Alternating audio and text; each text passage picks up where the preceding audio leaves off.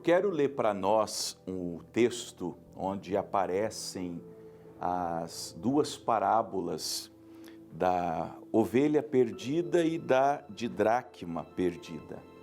E não é minha intenção fazer assim um estudo, ainda que seria importante a gente passar mais do que os olhos, mas nos aprofundar nas lições e falar sobre o resgate de um pecador.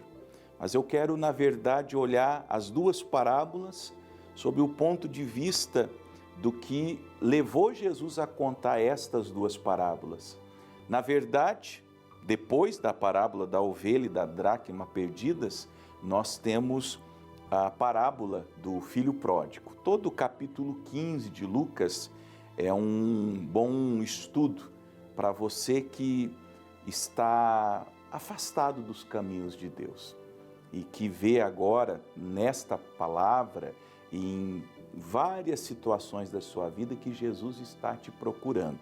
Mas eu vou me concentrar em Lucas 15, abra aí a sua Bíblia em Lucas 15, do verso 1 até ao 10. Lucas 15, do 1 ao 10. E, como eu disse, sob o ponto de vista do que levou Jesus a contar essa parábola. Porque olha o que estava acontecendo. Lucas 15, do verso 1 até o verso 10. E chegavam-se a ele todos os publicanos e pecadores para o ouvir. Vamos mais uma vez ler. E chegavam-se a ele todos os publicanos e pecadores para o ouvir. Eu aperto sempre a tecla de que há diferenças notórias entre o evangelho e a religião.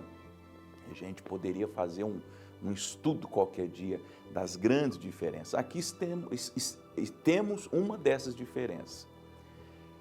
O evangelho de Jesus, a palavra de Jesus, por mais que ela seja dura, por mais que ela aponte a condenação, a ira de Deus, por mais que ela mostre que todo pecado receberá a sua justa recompensa, ao mesmo tempo, o Evangelho vem carregado de uma esperança a esse pecador que pelo Evangelho está sendo condenado ao inferno.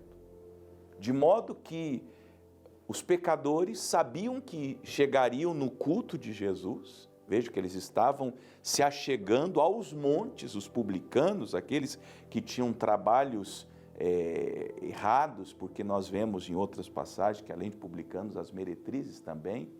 Permita-me fazer um comentário. Todo aquele trabalho ilícito, por assim dizer, são pessoas que são pecadoras, fazem deliberadamente, e aquelas que pecam, digamos assim, pela obrigação, pela necessidade, como uma prostituta, como um homem que se prostitui, que se traveste e que vende o seu corpo para levantar algum dinheiro. As meretrizes e os publicanos estavam classificados dentro desse grupo. Os publicanos eram aqueles que cobravam impostos e que, por mexerem com dinheiro, eu estava até de madrugada orando quando eu li esse texto e pensando em todas as pessoas que lidam com o dinheiro, que têm poder para administração de muitos recursos. Essas pessoas têm uma tendência à tentação e geralmente elas caem na tentação.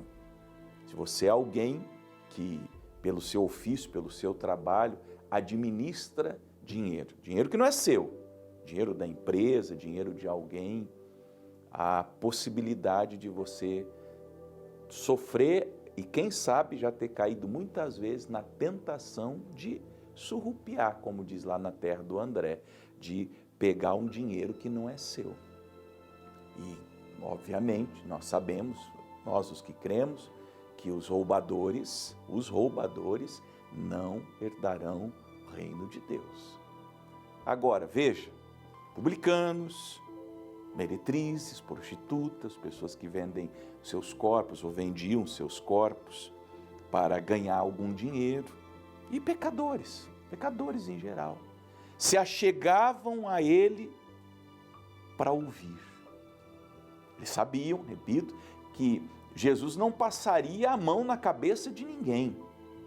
Jesus não diria, eu te aceito como você é, porque esse discurso desse evangelho diluído que se prega hoje em dia, ai, Jesus me aceita do jeito que eu sou. Não, ele não te aceita. Inclusive, ele morreu para que você não seja a pessoa que você é. Ele morreu pelos seus pecados para sofrer o justo castigo dos seus pecados. E ele quer que você seja transformado. Todas as pessoas que vinham a Jesus com seus pecados, sejam elas publicanas, pecadoras, ou meretrizes, ou quaisquer outro tipo de pecado, elas eram orientadas a não pecarem mais.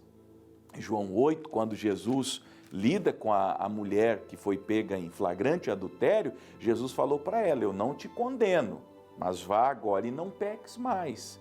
O homem que Jesus curou no templo, 38 anos paralítico, Jesus falou, vai, não peques mais, você está curado agora, você está são, depois de 38 anos de sofrimento eu curei você, mas agora você vai e não peques mais, para que não te aconteça uma coisa pior. Eu fico pensando o que é pior do que ser paralítico 38 anos. Ainda não consegui, a minha mente não conseguiu ainda conceber o que viria de pior depois de um homem ter ficado 38 anos paralítico lá às mínguas. Então, Jesus não vai passar a mão na cabeça de ninguém.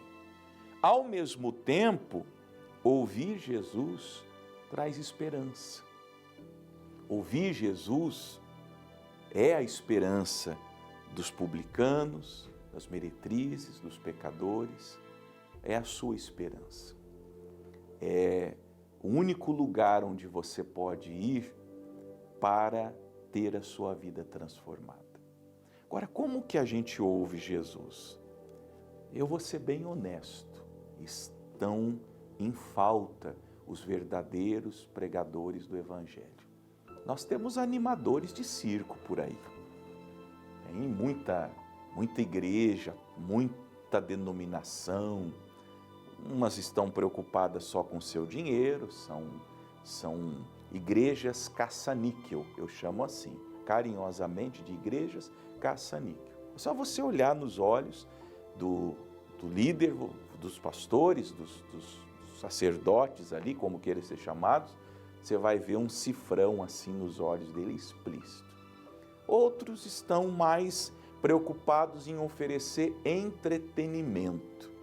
Só festa, só pula, só alegria. É um analgésico aos pecadores que sentem algum tipo de alívio. É uma morfina espiritual para que não se tenha dor, para que não sinta-se culpado, enquanto assim, aliviados das suas dores, da dor da culpa, da consciência, eles caminham todos juntos ao inferno. Agora, se você não conseguir encontrar ninguém pregando sobre Jesus, pregando sobre o Evangelho, pregando que a palavra condena o pecador ao inferno, ao mesmo tempo que Jesus está a lhe oferecer perdão, você pode ler os Evangelhos.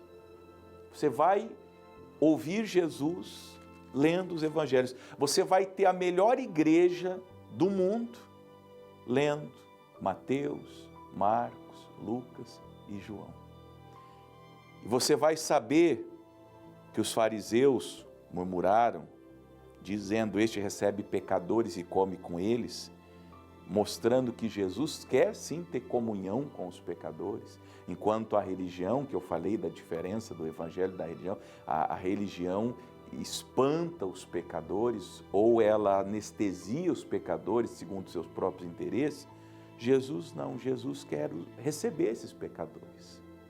Jesus quer que esses pecadores se arrependam. Jesus quer que esses pecadores tenham vida nova no Evangelho. E aí ele propôs as parábolas que eu mencionei mais cedo. Que homem dentre vós, tendo 100 ovelhas e perdendo uma delas, não deixa no deserto as 99 e não vai após a perdida até que venha achá-la? E achando-a, a põe sobre seus ombros, cheio de júbilo, e chegando à sua casa, convoca os amigos e vizinhos, dizendo: alegrai-vos comigo, porque achei a minha ovelha perdida. Digo-vos que assim haverá alegria no céu por um pecador que se arrepende, mais do que por 99 justos que não necessitam de arrependimento. A pregação do Evangelho é Jesus buscando a ovelha perdida. Como que eu fui achado? Pela pregação do Evangelho. Não é o show gospel, não é o cantor gospel para quem você paga para ele cantar 1 hora para você.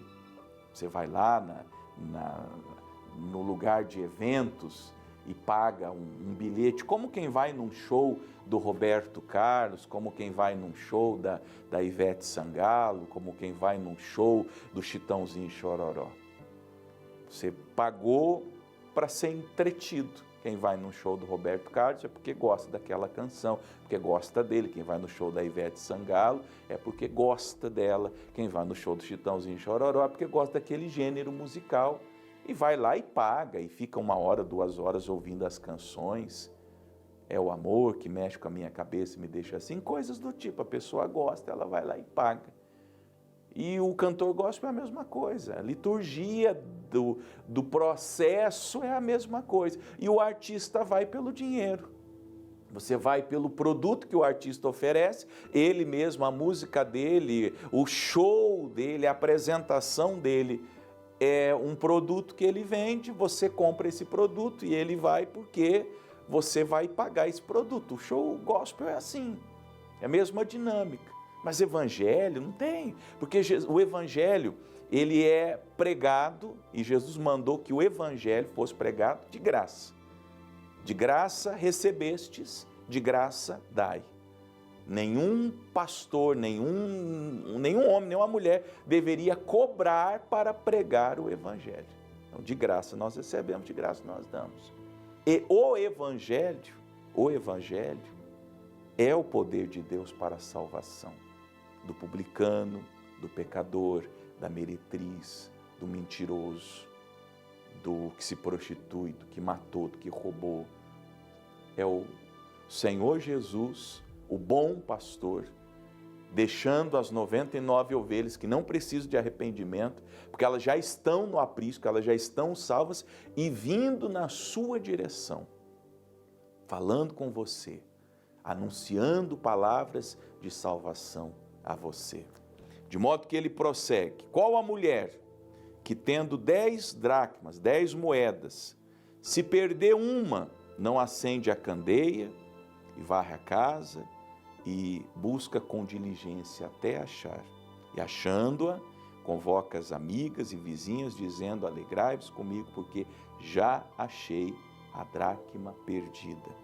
Assim vos digo que haverá alegria diante dos anjos, mais do que pelo fato de não haver um que não se arrepende. Haverá alegria diante dos anjos por um único pecador que se arrepende.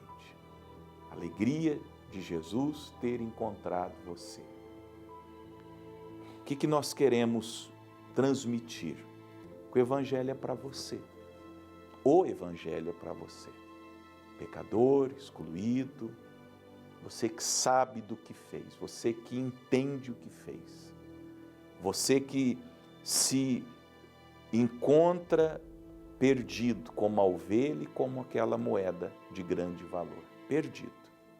E a não ser que o Cristo de Deus venha a você com palavra de salvação, usando, obviamente, os seus mensageiros, eu espero que eu seja um mensageiro fiel do Evangelho, tal qual Jesus espera que eu seja. Mas quando Jesus vem, quando você lê as Escrituras, quando você lê os Evangelhos, quando você atenta para a palavra dele, o que está acontecendo é o bom pastor salvando a sua ovelha perdida. O que acontece é a mulher que perdeu a didracma depois do trabalho, da varredura, depois de procurar em todos os cantos, encontra aquela moeda perdida. E os céus fazem festa, os anjos se alegram, os céus celebram a tua salvação. Uma vez salvo, agora para uma vida nova. O publicano não era salvo para voltar a ser publicano, para voltar a ser desonesto. O pecador não era salvo para voltar a ser pecador. A meretriz não era salva. Ela não saía do culto de Jesus, batizada, redimida, para voltar lá para o cabaré. Não, era uma vida nova. Por isso que está escrito, aquele que está em Cristo, nova criatura é. As coisas velhas, o ser pecador, o ser publicano, o ser meretriz, já passou, tudo se fez novo. O Senhor coloca trilhos novos diante dos nossos pés e nos ordena, nos manda que sigamos nesse novo trilho, nesse caminho. O Evangelho é para você, as palavras de Jesus são para você, a proposta de Jesus é que você, nele, encontre a nova vida. Então venha mesmo, venha ouvir o seu Salvador. O Evangelho é o poder de Deus para a tua salvação. Amém?